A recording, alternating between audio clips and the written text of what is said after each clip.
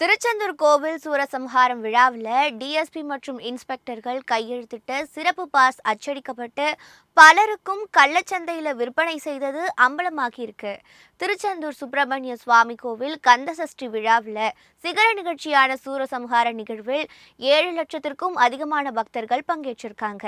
மழை காரணமாகவும் வாகனங்களுக்கான பார்க்கிங் பகுதியில் தண்ணீர் தேங்கி நிற்பதாலும் ஆண்டுதோறும் வழங்கப்பட்டு வந்த வாகனங்களுக்கான சிறப்பு பாஸ் இந்த ஆண்டு வழங்கப்படல. இதனால தனிநபர் வாகனங்களை தவிர்த்து பொது போக்குவரத்து பயன்படுத்தி திருவிழாவிற்கு வர வேண்டும்னு கடந்த வாரமே மாவட்ட ஆட்சியர் அறிவிச்சிருக்காரு. அப்படி இருக்கும்போது நிகழ்ச்சி நடப்பதற்கு 24 மணி நேரத்திற்கு முன் வந்த கார்களும் வேன்களும் திருச்செந்தூர் நகருக்குள்ள அனுமதிக்கப்பட்டிருக்கு.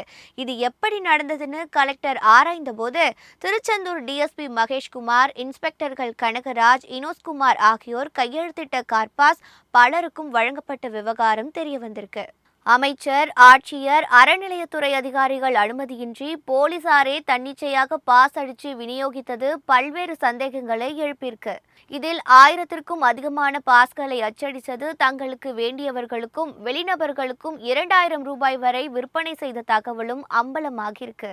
ஒரு சிலர் அந்த பாஸை கலர் ஜெராக்ஸ் எடுத்தும் பயன்படுத்தியதால் விழா நேரத்தில் வாகன போக்குவரத்து அதிகமாகி நகரில் கடும் நெரிசல் ஏற்பட்டிருக்கு.